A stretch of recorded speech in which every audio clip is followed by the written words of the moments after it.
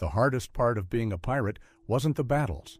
It wasn't the storms that could snap a mast like a dry twig or the Royal Navy warships that hunted you across 3 oceans. It wasn't even the hanging, which waited at the end for most men who chose this life. The hardest part was the food. Specifically, the complete and systematic collapse of anything resembling food after the first 2 weeks at sea.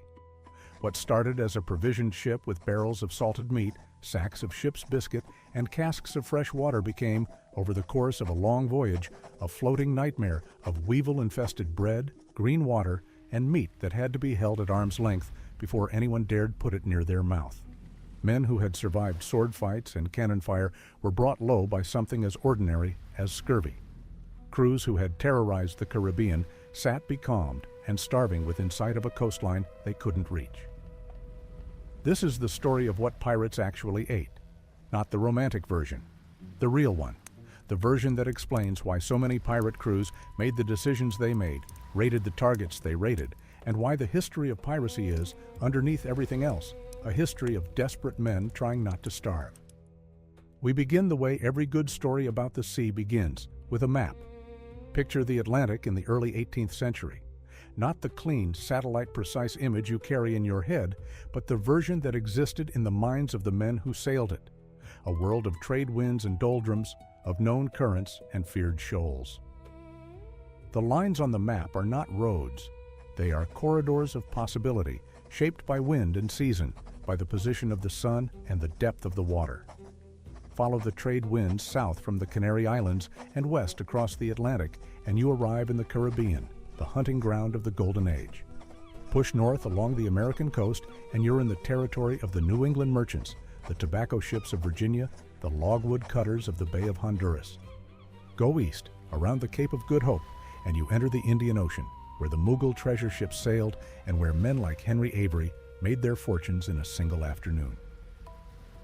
Every one of those routes was a food problem. The length of the voyage determined how much you needed to carry. The destinations determined what you could find when you got there.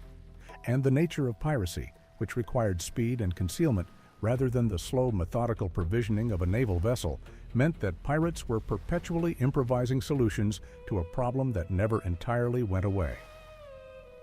The baseline of any ship's provisions in this period was built around a small number of staple foods: salt beef, salt pork, ship's biscuit, dried peas, oatmeal, beer, and later rum. These were not chosen for their nutritional sophistication. They were chosen because they could survive. In a world without refrigeration, without canning, without any of the preservation technologies that we take for granted, the only way to keep food edible over the course of a months-long voyage was to salt it, dry it, or pickle it in something acidic enough to keep the worst of the spoilage at bay.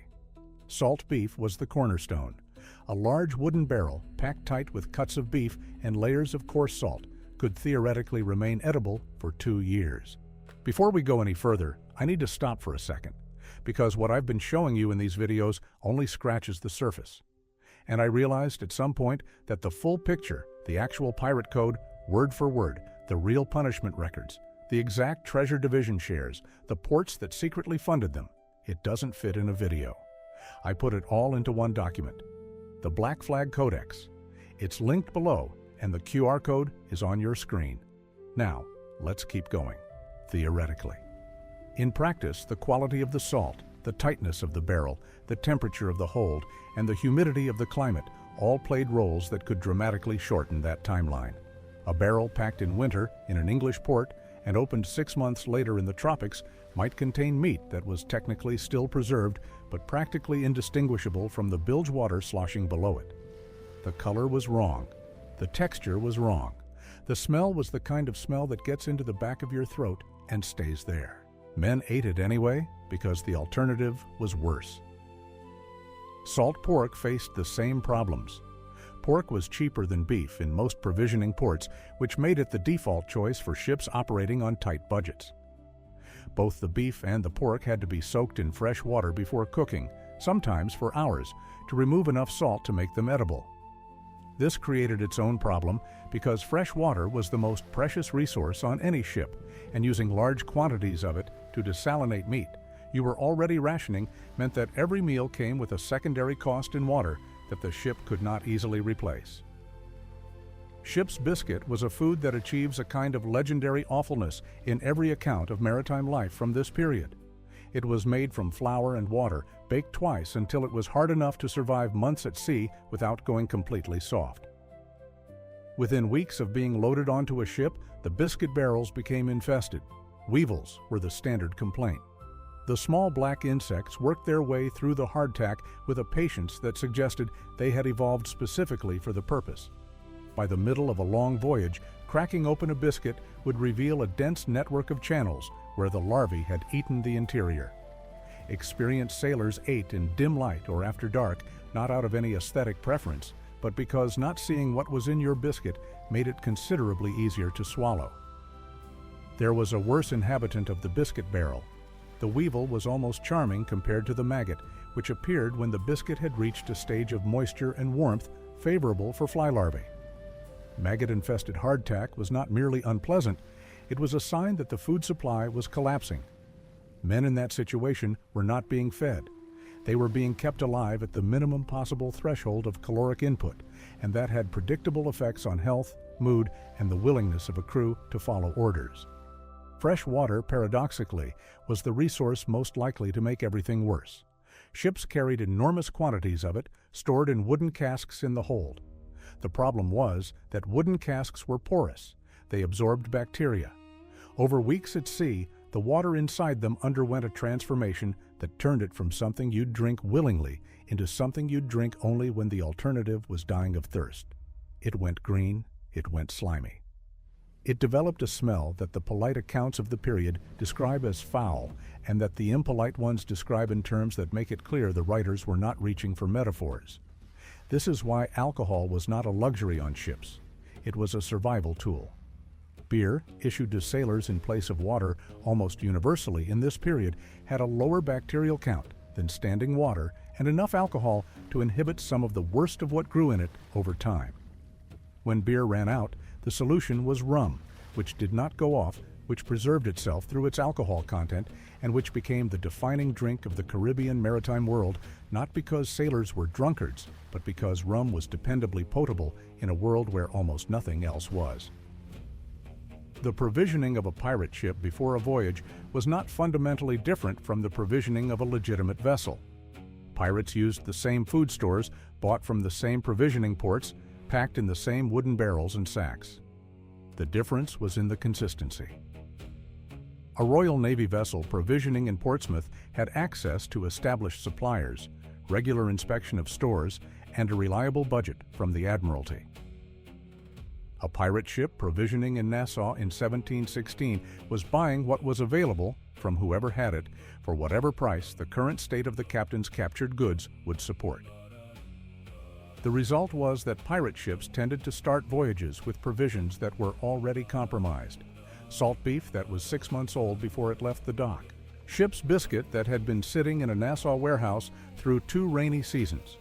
Water casks that had held rum, then been nominally rinsed and pressed back into service. This was the baseline from which a pirate crew operated, and everything that followed was a negotiation between what they had and what they needed, with raids on other vessels and coastal settlements as the primary mechanism for improving the equation. Raiding specifically for food was more common than most accounts suggest. The popular image of piracy focuses on chests of silver and captured merchant vessels stripped of their trade goods. But running through the records of specific pirate raids, the court depositions and newspaper accounts and logbooks of captured vessels, a consistent pattern emerges. Pirates took food. They took it deliberately, specifically, and often before they took anything else. A merchant vessel carrying provisions from one colonial port to another was, to a pirate crew in the 3rd month of a voyage, worth more than a vessel carrying manufactured goods. A hold full of fresh salt beef and new casks of water and sacks of flour that hadn't yet had time to hatch their weevil populations was the difference between a crew that could continue operating and a crew beginning the slow physical collapse that malnutrition produces. Pirates knew this. They planned around it. The route choices, the timing of voyages, the selection of targets, all of it was shaped in part by the calculus of provisioning. The targeting of specific cargo types tells its own story. Ships carrying salt were valuable not for their commercial worth, but because salt was the raw material of preservation. A pirate crew that captured a merchant ship carrying 100 barrels of good dry salt had just extended its ability to preserve fresh meat for another several months of operation. Ships carrying vinegar, which was used to clean water casks and to dress the salt provisions, were similarly prized. A vessel loaded with barrels of cheap Spanish wine might not have interested a treasure hunter at all, but to a crew whose water had turned and whose rum ration was running low, it was as valuable as silver. The calculus of pirate raiding, when you look at it through the lens of food rather than treasure, reveals a logic that the treasure-focused accounts consistently miss. The Caribbean itself offered solutions that the Atlantic did not. The Caribbean was one of the most biologically productive marine environments on Earth. Fish were abundant, turtles were abundant. The coastlines of countless small islands were stocked with coconut palms and wild fruit, and the feral pigs that had been introduced by early Spanish colonists and had multiplied without restraint across every suitable island in the chain.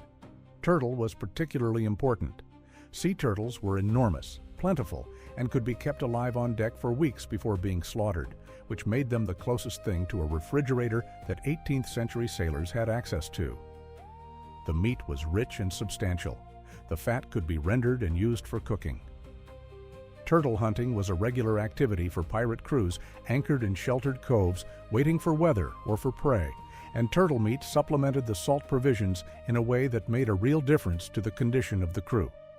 Fishing, too, was a continuous low-level activity that the records tend to mention only in passing, but that contributed meaningfully to the diet of any crew that worked at it. The Caribbean teemed with fish that could be taken with simple lines and hooks. Larger species, the bonito and the albacore that followed ships across the open ocean, could be taken with a trailing line and provided fresh protein at no cost beyond the time it took to haul them in.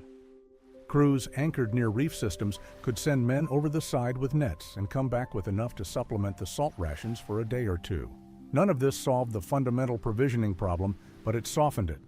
A crew that fished actively ate better than a crew that didn't, and a crew that ate better stayed functional longer. Buccaneers, the direct predecessors of the classical pirates of the Golden Age, took their name from the way they prepared meat. The boucan was a frame of green wood raised over a slow fire, used to smoke and cure meat in a process that the indigenous Arawak people had developed, and that European settlers and sailors adopted wholesale because it worked. Boucan meat, dried and smoked over a wood fire that might burn for days, could last months without salting. The men who prepared it became known as boucaniers, which the English corrupted to buccaneers, and the technique they used was essentially the same process that modern barbecue enthusiasts celebrate today, stripped of every romantic association and reduced to its basic purpose, which was keeping meat edible long enough to eat it far from shore. The buccaneers who eventually took to piracy brought this knowledge with them. The ability to process fresh meat into preserved provisions using only fire and green wood was not a skill that English or French sailors typically possessed when they arrived in the Caribbean. It was acquired often from indigenous informants or from the French Huguenot settlers of Hispaniola who had been practicing it for decades. A ship that anchored in a secluded bay, sent a hunting party ashore, and spent 3 days boucaning the results could extend its operational range by weeks. Citrus is the food of the Golden Age that history should pay more attention to because the absence of it killed more pirates than cannon shot, storms, and hangings combined. Scurvy begins with fatigue, then the gums soften and bleed. Teeth loosen and fall out. Old wounds, healed for years, reopen as the connective tissue that sealed them begins to dissolve. The skin goes strange colors. Joints swell and ache. Men who were healthy a month ago become unable to stand. Stop for a second. What you just heard about the pirate code is the part that rewrites everything you thought you knew. But it only lands when you see the actual shares, the exact fractions written into the Articles of Agreement, the punishments, the port records, the names of the men who funded them from government offices. It's all in the Black Flag Codex, linked in the description. 5 seconds, grab it now, because what comes next builds directly on it. Link is below. QR code is on your screen. And then they die. The treatment was known in a fragmented and inconsistent way well before the medicine was understood. Sailors had understood empirically for over a century that certain foods prevented the disease. Fresh fruit, especially citrus, was the obvious one. Sailors who had access to oranges and limes did not get scurvy. Sailors who ate nothing but salt provisions did. The connection was visible and undeniable to anyone who watched enough voyages. Pirates in the Caribbean had an advantage here that their counterparts elsewhere did not. Limes grew wild on half a dozen islands. Oranges and lemons, introduced by the Spanish, had naturalized throughout the region. Mangoes, pineapples, papayas, all had been introduced during the colonial period, and by the early 18th century were available throughout the islands to anyone willing to put a boat ashore and pick them. A pirate crew anchoring on a deserted Caribbean island was not restricted to what they had brought with them. The island itself was a food source, but this availability was not consistent. Voyages that took pirates away from the Caribbean removed them from the environment that provided this natural supplement. And even within the Caribbean, a crew that was actively pursuing prizes and running before pursuers didn't have the leisure to anchor in quiet bays and gather fruit. Men died of scurvy. Contemporary records are full of references to crews debilitated by the disease, to raids on coastal settlements where the primary objective was fresh provisions and not treasure, to the desperate, sometimes violent competition for citrus fruit when a merchant vessel carrying it was captured. The cook aboard a pirate ship was listed in the articles alongside the carpenter and the surgeon as a specialist whose skills earned him additional compensation above the common share. The actual daily work of a ship's cook was not glamorous. He worked in the ship's galley, located in the forward part of the ship, to reduce fire risk. Cooking was done on a firebox, essentially a large iron container filled with sand on which a fire could be safely maintained at sea. The fire was lit in good weather and extinguished in heavy seas, which meant that during storms, when men needed hot food most, they could not have it. Cold salt beef and dry hardtack was the storm diet, and a bad storm that lasted 3 or 4 days left a crew both physically exhausted and caloric depleted. The cook's primary duty was to take whatever provisions were available and render them edible. On a well-provisioned ship, this meant boiling salt meat until the salt was partially reduced and the texture was something approaching chewable, combining it with dried peas or oatmeal or ship's biscuit to produce a thick stew. The morning meal was typically burgoo, a thick porridge of oatmeal boiled in water or beer, sometimes supplemented with molasses when it was available. The evening meal was the main event, the boiled meat with whatever accompaniment the stores could provide.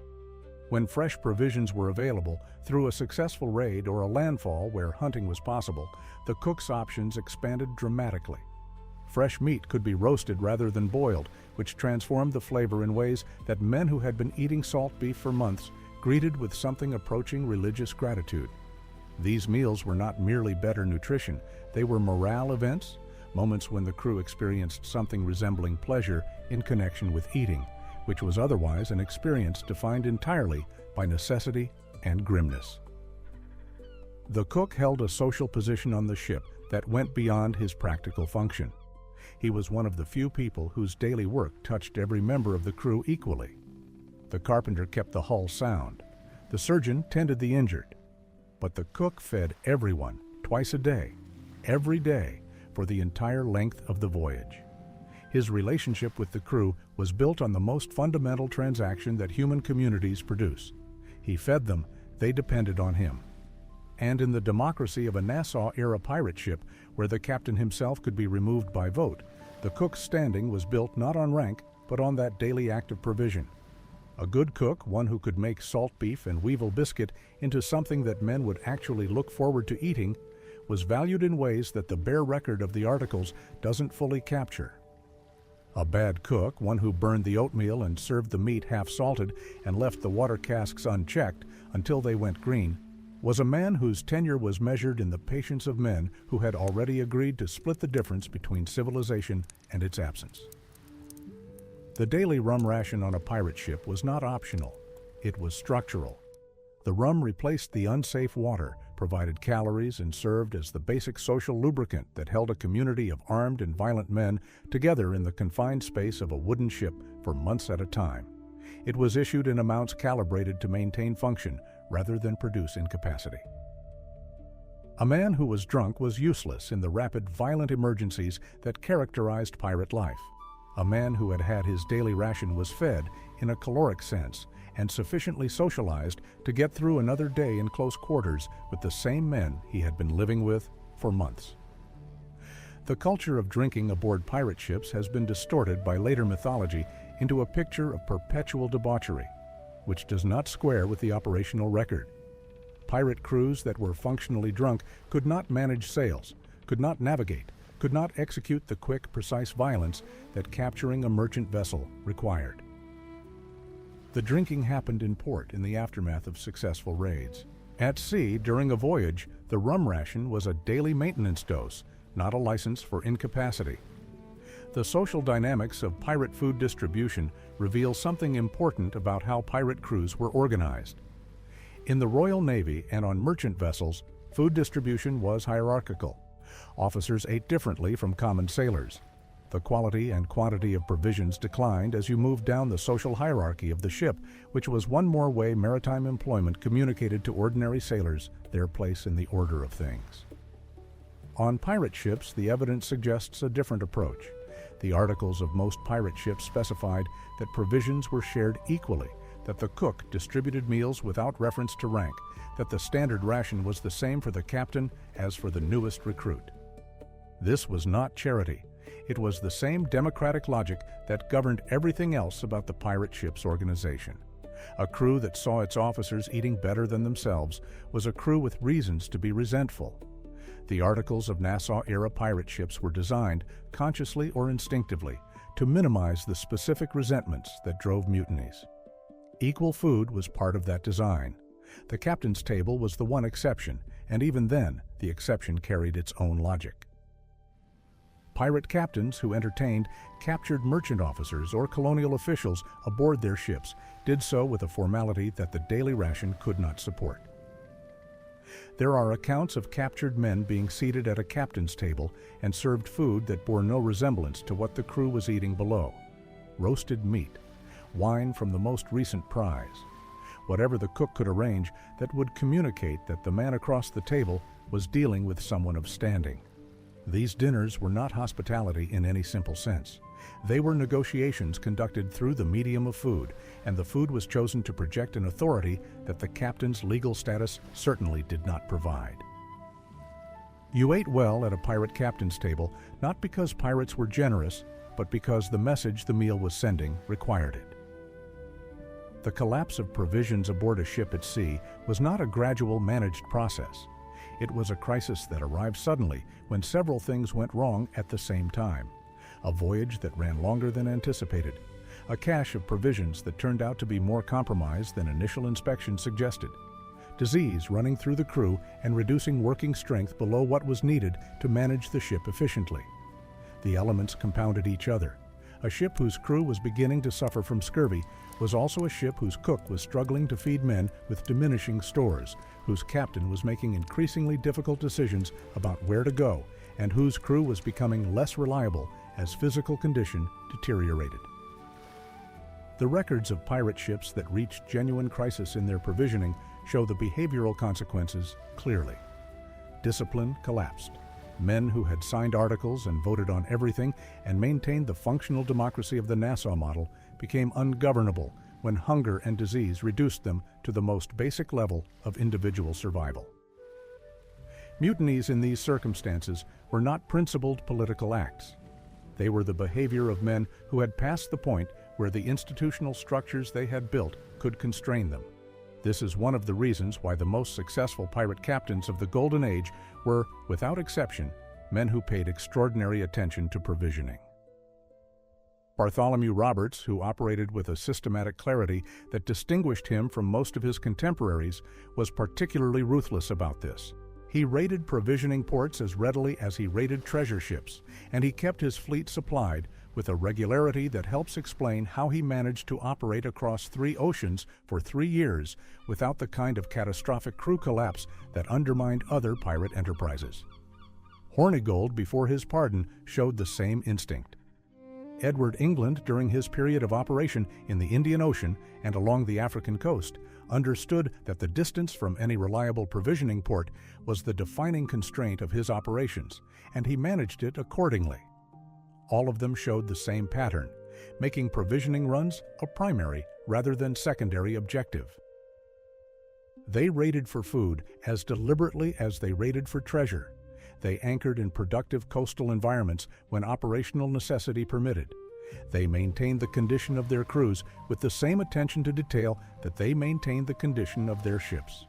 They understood that a hungry crew was a crew that was about to stop being a crew. The scale of what was required to keep a crew fed for months was larger than most people realize. A ship with 200 men eating 2 meals a day needed roughly 400 pounds of salt meat and 400 pounds of bread or biscuit daily just to maintain the basic ration. Over 60 days, that was nearly 50,000 pounds of provisions for a single vessel before you accounted for the water, the rum, the dried peas, the oatmeal, and everything else the crew required to remain functional.